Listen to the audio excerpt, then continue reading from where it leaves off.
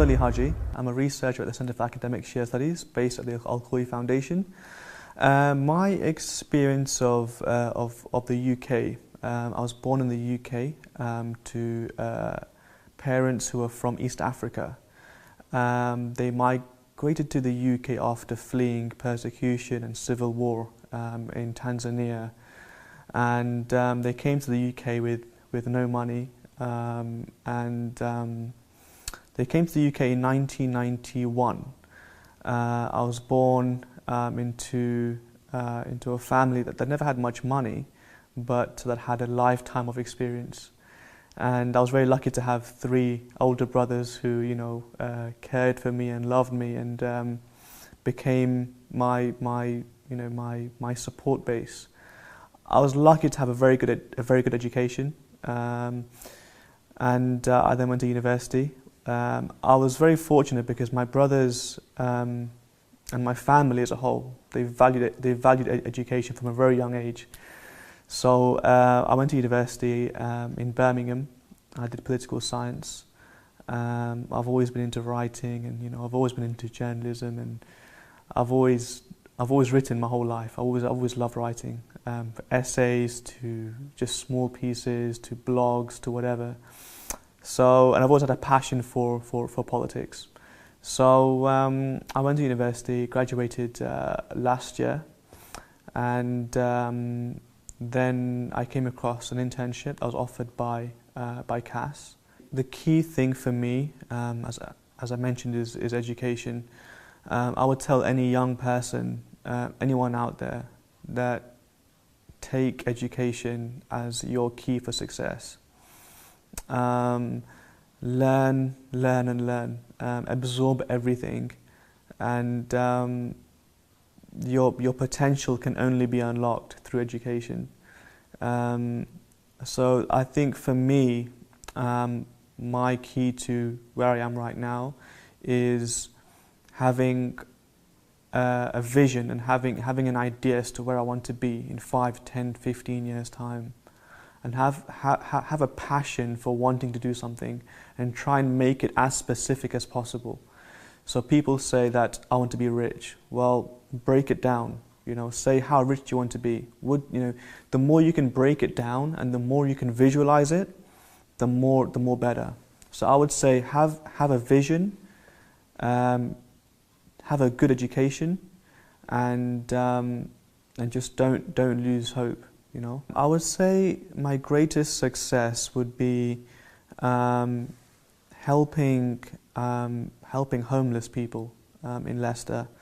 After the economic crisis in 2008, there was a huge number of homeless people in Leicester, and I managed to drive a campaign to collect food items and money for homeless people in Leicester, and it was with the memory of Imam Hussein standing up against oppression and injustice that I drove this campaign forward. And alhamdulillah, we managed to raise about £2,000 plus about £1,000 worth of food items, which we gave to the British Red Cross. Luckily, it was put in the media. It was in the Leicester Mercury, I believe, and it was covered by various media outlets. So yes, I think that was my greatest achievement for me. I was very much driven by an earlier campaign, the Who is Hussein campaign, which was I'm sure many people know about. And this campaign really drove me because the idea of raising awareness of someone through good deeds and through good actions is what it means. Is what, for me, that's what Shia means. Shia means taking the personalities of Shiism and highlighting their amazing attributes through day-to-day things, like giving some change to a homeless person, or donating some of your leftover food items to someone who needs it more. That for me is what Shia means. And when I was doing the campaign for this for the homeless people, I remembered the number of times that our imams, would go out in the night and give away food. regardless of who they were, you know, and that's what drove me. So yeah, I would say that first of all, to any youths, you know, living in the UK or in the West, we're very lucky to have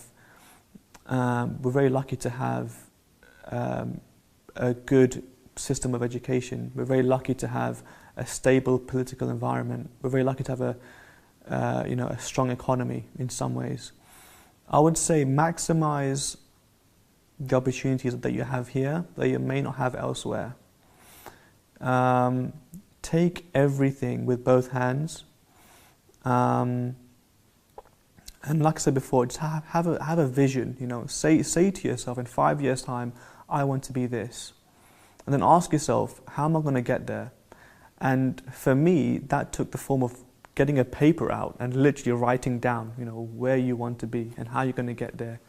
When you break things down and simplify them, life becomes a bit more easier. And also the second bit of advice that I would give is have a good friend circle, a friend circle that will push you and push you and push you. Don't associate with friends who are not going to, who might drive you away from success. If you want to be rich, then then be with people who will push you. If you want to be religious, then be with people who will push you to be religious. I would say friend circles define who you are. You may not realize it, and I myself, I would have never thought that friends could affect me, but believe me, they do. And I would say a key element to my success is having a good friend circle who would drive me every single day. Believing in God and believing in Imams, amazing Imams who were infallible and who did so much good for the world. I mean, and forget about the religious world. I mean, even on a very secular level, if you look at the work of Imam Ja'far Sadiq in areas of science and maths and Pythagoras and all these things which our own Imams developed these concepts, we should look at that as evidence to argue that it's okay to further your career in biology and chemistry and whatever, but know that your Imams were the pioneering fathers of those areas.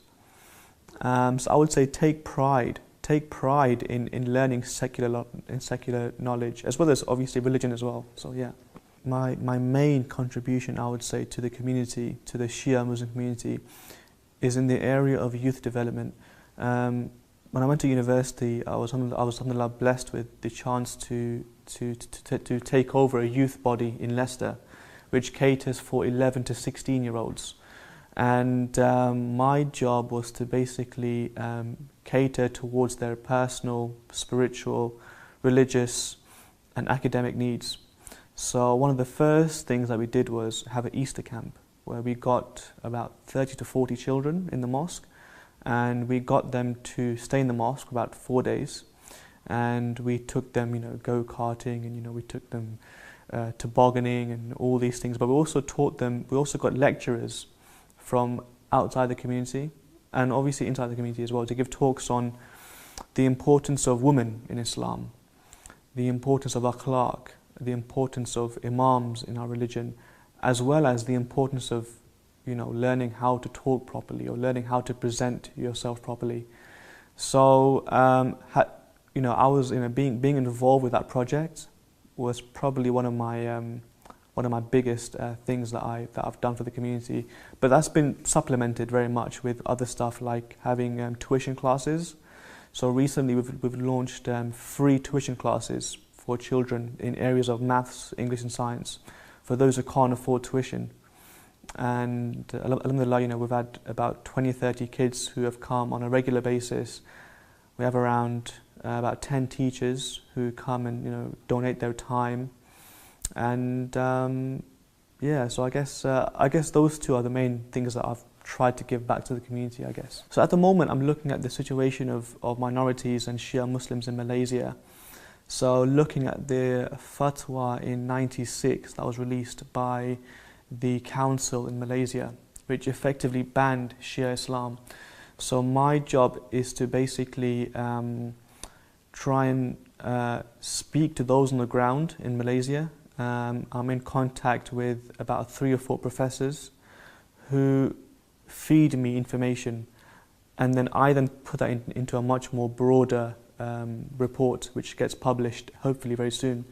And the idea is to raise awareness of the persecution of Shia Muslims in Malaysia. There are so many examples where 200 to 300 people have been arrested and detained just because of being Shia, just because of commemorating Imam Hussein or commemorating Ashura or whatever. Just by virtue of being Shia, you are being persecuted. And the sad thing is that no one knows about it. So my job is to raise awareness of it through this paper that I'm publishing soon, hopefully. Being Shia, as I mentioned before, is obviously about taking the Imams as your foundation. But also, being Shia also means you care about everyone, and that is regardless of where they live. And I'm very, very proud to be in London, helping a very, very small Shia community in Malaysia, some would say. I'm very proud to be helping those, and I hope that one day they'll be free to practice their faith freely without any fear of persecution. So yeah, I'm very proud. One of the ways that I've tried to motivate my community and the kids in Leicester is to try and do everything in preparation for the arrival of the Mahdi. The arrival of the Mahdi is something which most youths know about, most Shia youths know about. So when we were holding classes on how to become a better Muslim, it was because I wanted to instill the idea that you do it because when the Mahdi comes, you are best prepared. And you'd be surprised by how many youths take that idea and they make it last. I mean, they'll write poems. I remember we had this one competition in Leicester where the kids were asked to paint and to write poems and about the Mahdi. And they would write about their struggles, and how they want to become better Muslims so they can be part of the army of the Imam. And it's amazing what comes out. So I would say, take some of these things that are part of Shia Islam, which are so exciting, and use that as a foundation for motivating children, definitely. I want to be able to say that I've contributed towards humanity, and when I say that, I don't mean that in a big way. I mean, I want to make a contribution towards helping those who are in need. I want to be able to say in 20, 30 years' time that I helped this community. I contribute towards this community's freedom to practice their faith. I want to be able to tell my children, inshallah, one day that, look, through the work that I did and through the work that Shias have done and other people, we've helped someone 3,000-4,000 miles away. I want to give back. So I would say that's my overall goal, I would say. There is so much oppression and evil in the world, and for me to look at the life of Imam Hussein and to understand that even though you're a minority, a very small minority, sometimes you may lose the battle, but you may win the war, and that is very much the case today. If you look at the number of Pakistani Hazaras that are the Shia Hazara community of Pakistan that are killed every single day, it makes one cry. But you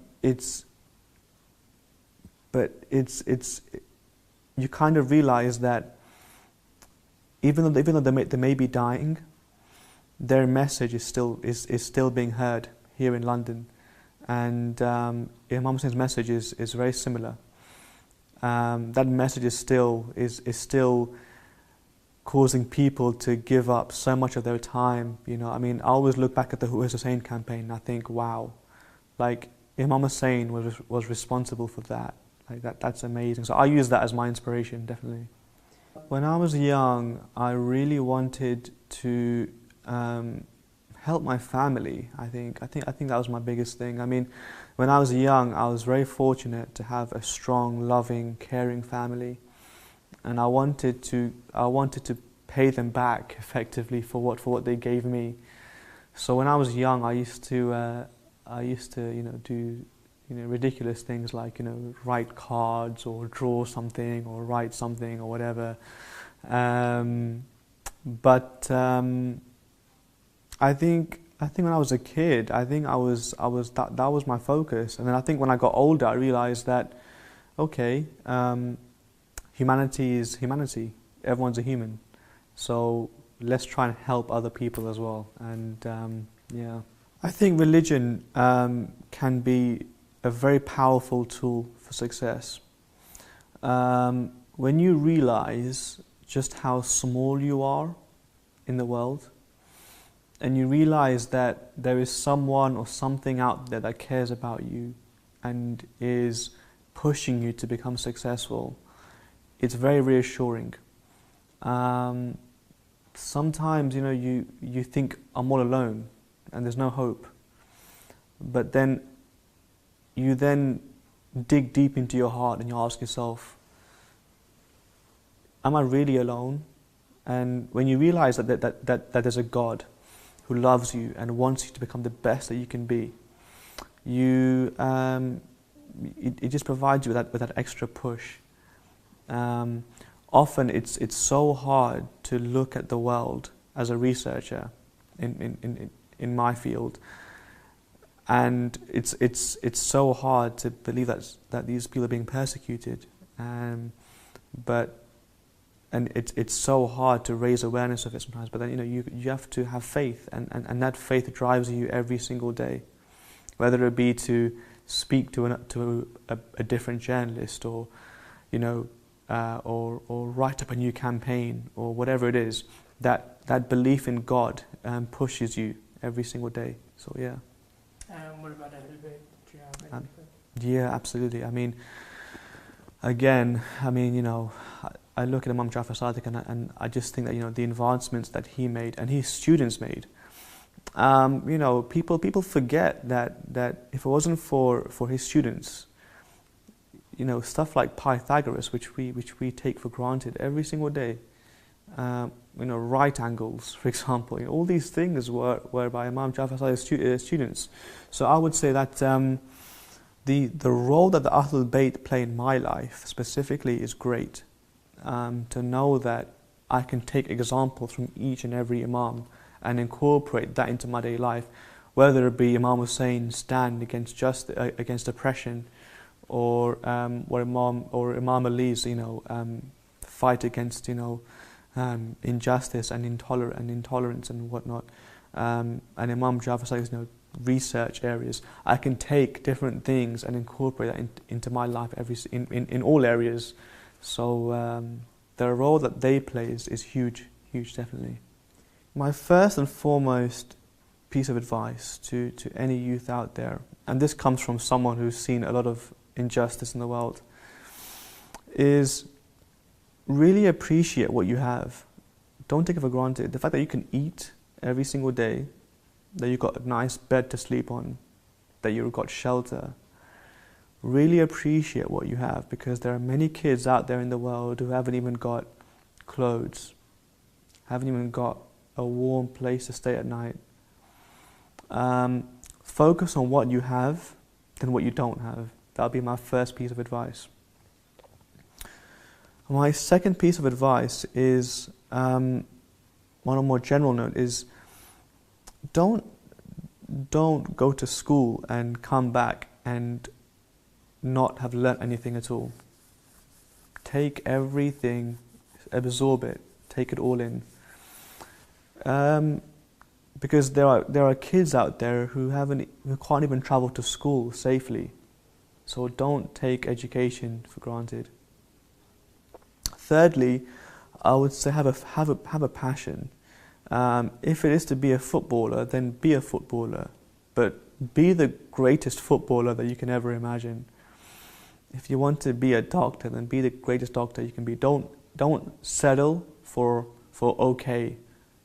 be the best, you know, and that is regardless of what field you want to go into.